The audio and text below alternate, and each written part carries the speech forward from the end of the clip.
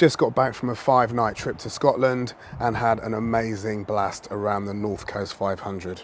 And unlike any other video you've watched on the NC 500, most of the time the weather was like this. It was the most dramatic scenery I think any of us had seen in our lifetimes, and also the most interesting roads we've ever driven on.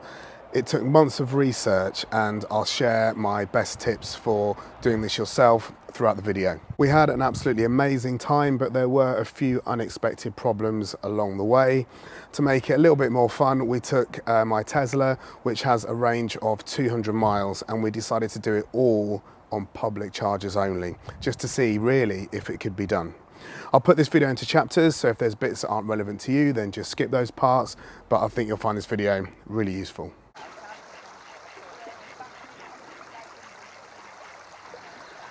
First stop on day one is Loch Ness.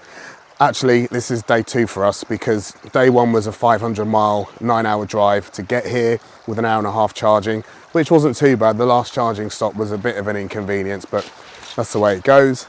If you've not been to Loch Ness, it is absolutely stunning. I've seen pictures of it before and it looks absolutely amazing, but in real life, it is just beautiful. Although it's not the deepest or the largest, there's more water in Loch Ness than in all the lakes in England and Wales combined. Fact.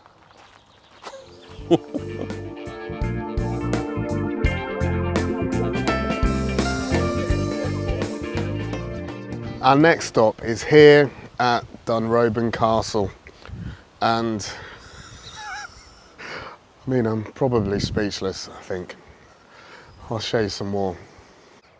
So this place is absolutely stunning. I'll start talking about electric vehicles soon on the NC 500, I promise.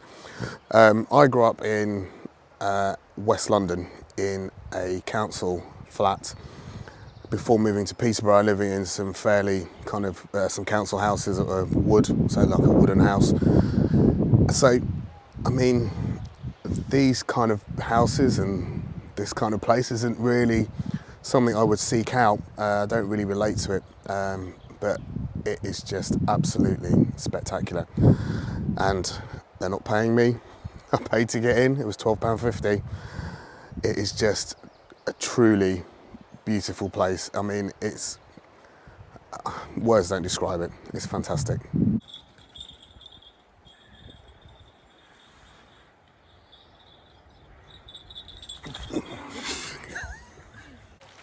Dunrobin Castle, it's the largest great house in Scotland with 189 rooms. Fact. It's not the largest in Scotland, is it? It's the largest in the Highlands. Northern Highlands. Northern Highlands. Maybe.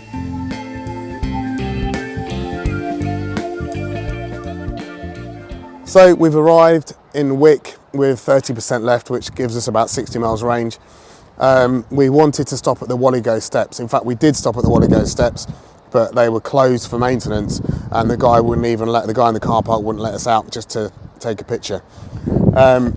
Now we're hoping to use this Charge Place Scotland charger.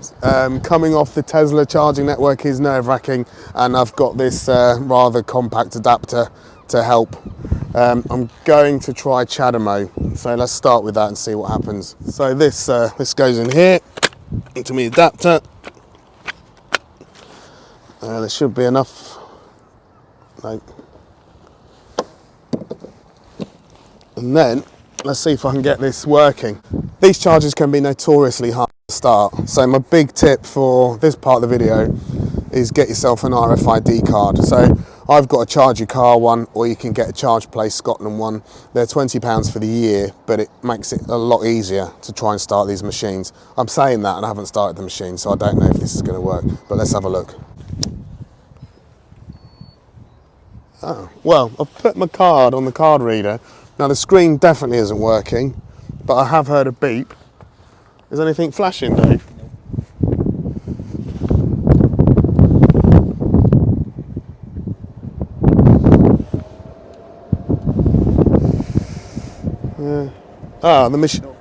The machine's firing up. I can hear the fan.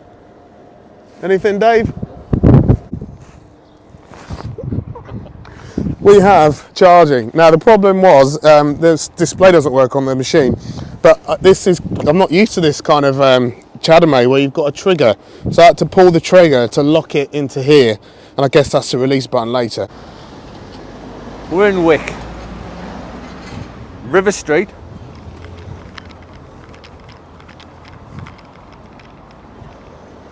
Union Street. Ebenezer Place. Shortest street in the country. It's the shortest street in the world, Dave.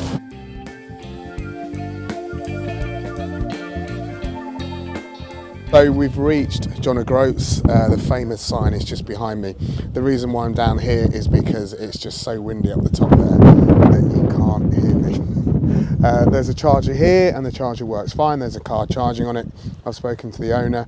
Now, John O'Groats seems really nice. It's a bit touristy, but there's something else I want to show you, which is even better. The smart money is away from the tourists.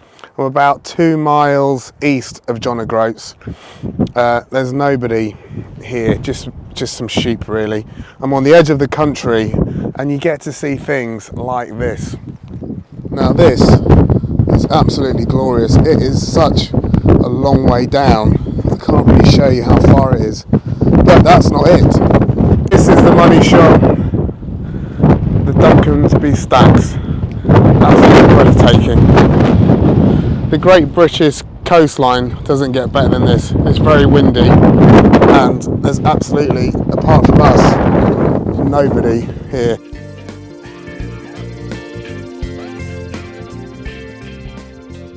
It's the end of the day, we're tired. It was a long walk to it wasn't a long walk to the Duncansby Stacks, but it was a tough walk.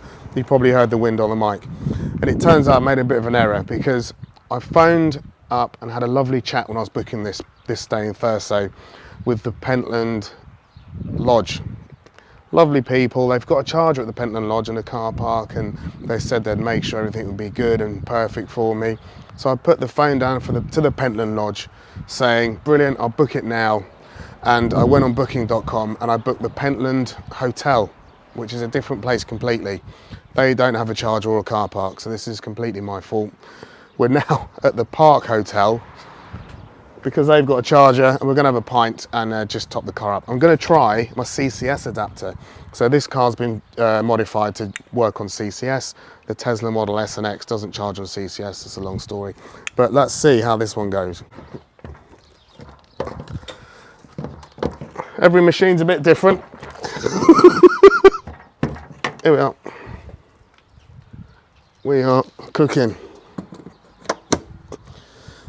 So there's a good chance this won't work. Suspected the CCS conversion here works best on Tesla chargers. Excuse me, I'm tired and I'm dehydrated. So I'm going to put the Chadamo on. Show your identification to the reader or touch the screen. Chadamo. Ready? Got to press it. All right, let's connect this one. This one hasn't got the little thing on, the little, this one clicks into place. This is a much newer machine, I think. So let's see how this one goes. We're on. This is partly down to my tiredness and partly down to the fact that you need to connect things in a different order on this machine than you did the other machine. The other machine I could just plug it all in and it will start.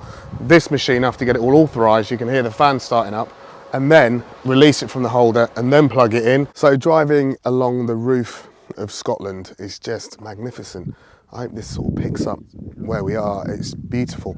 I've never seen sea so blue, so what I will try and do is I'll try and get some footage of the sea, but hopefully you can see the mountains. There's some mountains behind me in the distance. I don't think the camera's going to pick them up, but yeah, it's just glorious. The roads are fantastic. There's no one here. There's just sheep walking across the roads every sort of few miles, and it just really, really is beautiful.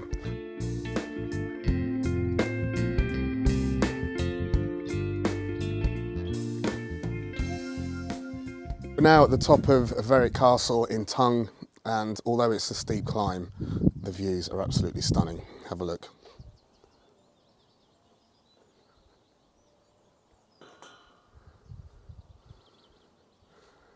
Varrich Castle, the ancient seat of the Clan Mackay, built in the 14th century, maybe on top of an existing Norse fort. Fact.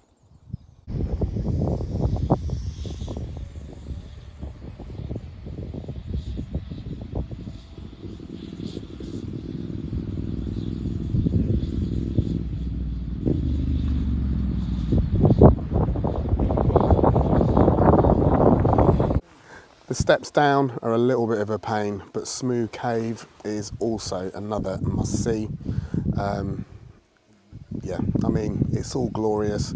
The scenery is all glorious. I feel like I'm repeating myself, but it is wonderful. Dave, have you got a fact? What are we going to do? Okay. Smoo Cave, unique within the UK. Outdoor passage formed by seawater, indoor formed by freshwater.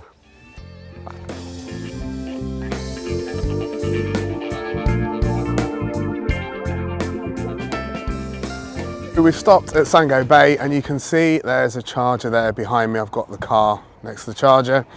Now, we couldn't get a charge at Tongue because the charger there wasn't working. It's completely dead. We can't get a charge here at Sango Bay because the charger here is not working. It's dead. So, I mean, I hate reporting this because I love electric vehicles, but if the charging infrastructure doesn't work, how can people confidently make journeys like this? So we left Thurso with about 190 miles. The car wasn't full, it's maybe 180 miles of range. The next charger is about 68 miles away. There might be one in between, but our next stop is 68 miles away. We've got about 80 miles of range. So it does kind of mean that we'll be cutting it a lot finer than I would really like to in a location which is beautiful as this is remote. Well, we'll see how we get on. Let me show you Sango Bay. It is spectacular. Sango Bay, I mean, look at this lucky house there. Sango Bay is absolutely stunning. Now, it's not raining, but it's a bit windy and it's probably about 12 degrees. So it's not really warm, but at least it's not windy and rainy. There's Dave, I'm sure he's got a fact for us. But imagine on a sunny day, look at the sea, look at that gorgeous beach. Oh man, it really is spectacular. I hope I'm doing it justice here.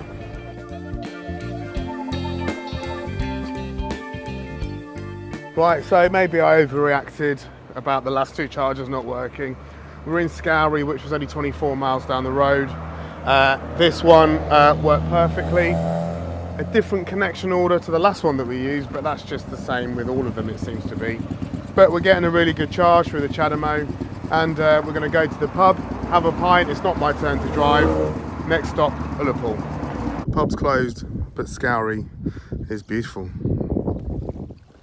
It's almost impossible to put this place into words, really.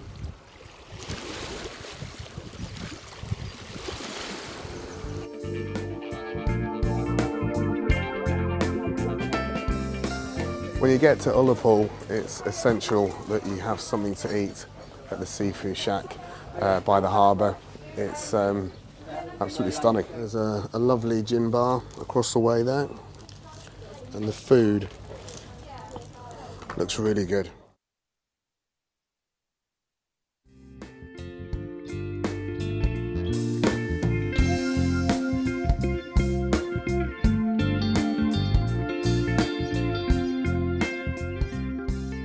Morning, so it's the next day. We're in bed by 10, but I may have had a whiskey and I may be slightly tired today. But thankfully, I'm driving the last leg and not the first leg. So I've just put the car on charge before breakfast. The Ullapool Charger is fantastic. There's even a sign that says if you park in front of the charging bays, they'll remove your car, which I really like. Now, I've heard about the midges on the west coast. I kind of thought we'd dodged a bullet, but these things are really annoying. So they're like these, they're midges. They're these tiny little midges. You can barely see them, but you're just getting constantly these like tiny little pinpricks. We're staying in the Harbour View Hotel, which I highly recommend. It's a lovely hotel. We arrived and the owner was there with a whiskey each for us and a warm shortbread biscuit. I mean, what's not to love about that? And if you stay here, then make sure you get a room with a view, because basically, you wake up to that. You open your curtains in the morning and you'll just be looking at this. Now, I've got a confession to make to the boys at breakfast. So we're driving today from Ullapool to Fort William. Now, when I put it into Google Maps, it just showed me point to point and it seemed like a long but achievable drive. But it didn't include the North Coast 500 part. So we're going to be in the car for probably 5.5 hours driving today. So my tip would be, don't do what we're doing. I think we're going to be hacked off by the end. And also, there's a road called the Bealach or something like that, which is a glorious road. However, we're going to be driving it at the end of the day. I think we're not going to appreciate it much because would have been in the car 4 hours before we get there. We're on the suspension bridge here. I'm not going to try and pronounce it. It's very wobbly and it's got a maximum capacity of 6 people. And the reason why I'm a bit tentative, and Dave is also a bit tentative, is just have a look over there.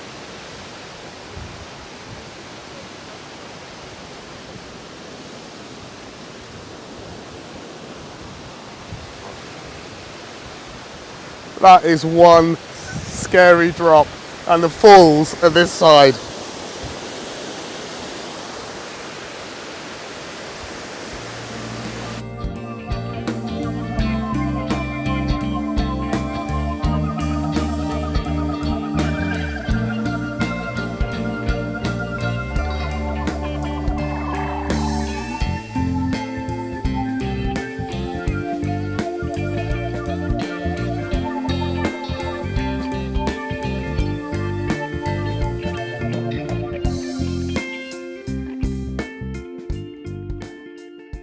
We've stopped at a break at the Applecross Inn, which is lovely. The views, as always, fantastic. We're not in a great place, I'd say, kind of physically or mentally or charge-wise. 2 of us are quite car sick from the journey, and we've just been driving for hours. So I was right this morning when I said we should have had a day in the middle of this. We've still got 3 hours to go, and we're starting the Bealach Ne Ba. Kind of a bit like down really, we just don't feel great, but it will be epic. We haven't got enough charge to get to Fort William. We've dropped from 3.3 kilowatts per 3.3 miles per kilowatt hour down to 2.5 miles per kilowatt hour. So it's going to be a bit squeaky bum, but hopefully we'll get there. Hi there, it's Fred. Oh, hang on, here's a mic. These two were the classic ones. Or something, whatever you want to say. I haven't got anything to say. Well, these two need to grab. I feel fine. Are you talking? Sorry. I don't know, you're filming. I'm filming. You talking? Well, I'm talking. Cut. So we're at the top of the Bealach Ne Ba. I mean, it's not a road for novices really. It's quite a difficult road to drive. Here's what the road looks like normally, and here's what we can see. It is just 100% mist and fog. I'm not even going to get out the car to show you anything. There's nothing to see.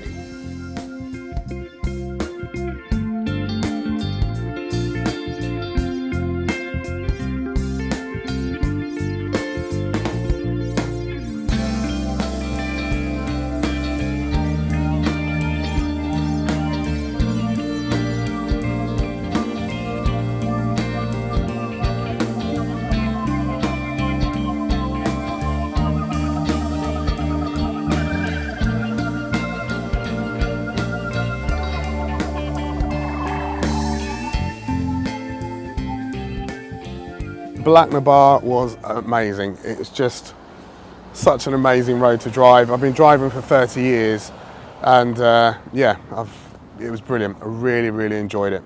Everybody on there was good, as there was cyclists, there was camper vans. It had a really good feel to it as well. I can highly recommend it. Here's 2 petrol pumps behind me. We are at the Sheil Bridge services. I don't know why my bonnet's up. I think that's where the snacks are. And this place is shut down. But there is a charger there. The bad news is that charger doesn't work. doesn't accept the RFID or the app. I've phoned up Charge Place Scotland, who answered the phone this time, which was nice, and he politely told me that yeah, that machine's probably not going to work. He couldn't connect to it either. To top it off, I nipped into the bushes for you know, just a quick bit of relief, to nip to the toilet, and almost stepped on the corpse of a rotting goat, which yeah, it kind of sums up our situation really. So we're going to press on to Fort William, to the Tesla supercharger. And I was thinking about 2 days ago that I don't really need a Tesla, you know, because the charging network on the east side, it's just been rock solid. So we've not hit anything that really works on the west side all day really. But Charge Place Scotland have said that there's a problem with their network at the moment, so maybe that's a big issue. So it's below 50 miles an hour, I think, to get to Fort William with 2% charge left, providing there's no big hills. Wish us luck. I tried one more time, and the guy at Charge Place Scotland couldn't get it started. I tried one more time with the RFID card. I did the same thing I've done 10 times already, and it started. And you two, you've said you're going to buy EVs when you get back, haven't you?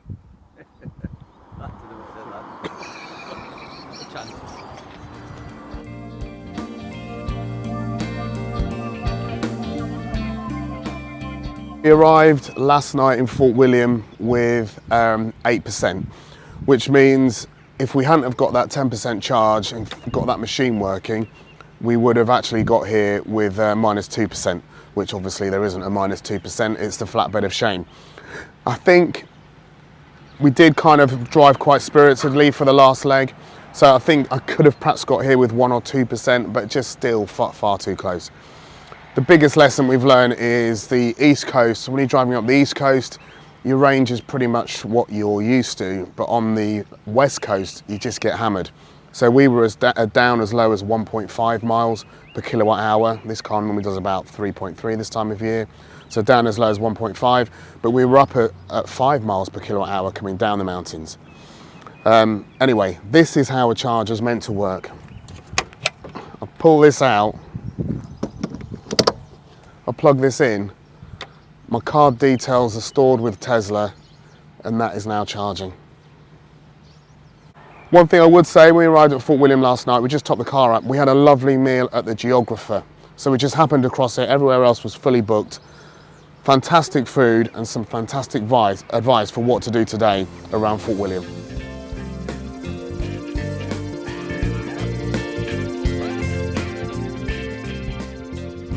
Just near the falls is this amazing kind of bridge to cross the river. I don't know if you can call it a bridge or not, but it's basically you're just walking across this steel cable. So save yourself money on Cirque du Soleil tickets. Part cat, part man. Is there one down there?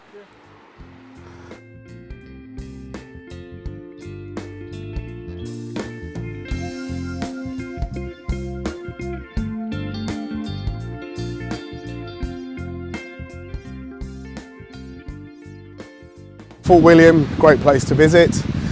We decided not to go up Ben Nevis for 2 reasons. The guy in the restaurant last night said it will be rammed, the weather's nice, the time of year, etc.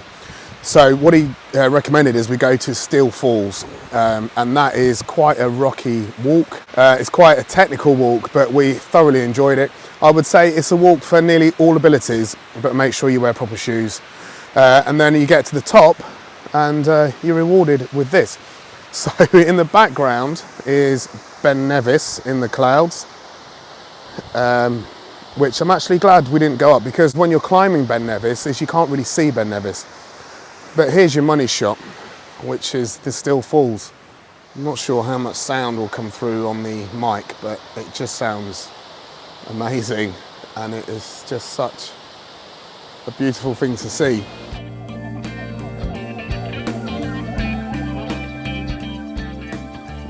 So we're coming to the end of our tour, and we decided not to go back to Inverness. We decided to come south to this place, which is Oban. And if you haven't been here, well, I mean, it kind of speaks for itself, doesn't it?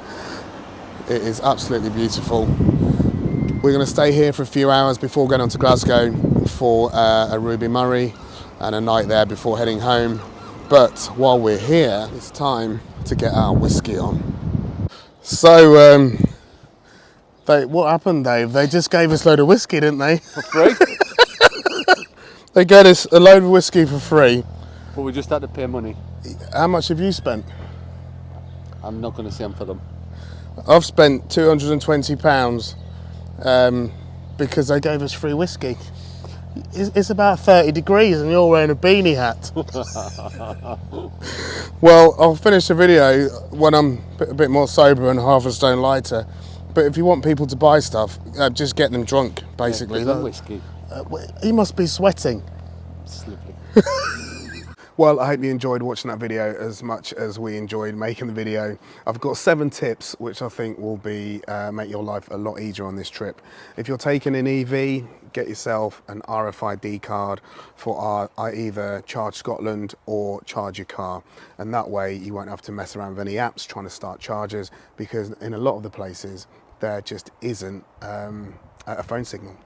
We went anti-clockwise, which I think is the best way to do it. You start off with some really amazing scenery, but as you go around anti-clockwise, which is the opposite view, isn't it?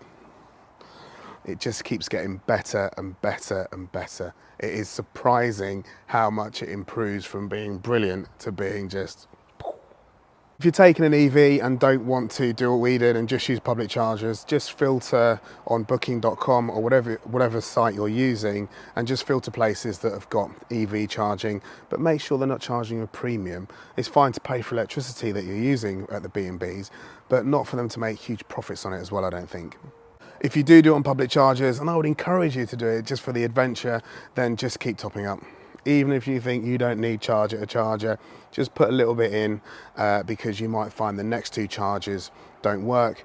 Register for Need to Charge as well. So if someone comes along, they can just go into the Need to Charge app and they can send you a little message to say they need to charge, and you can come off the charger.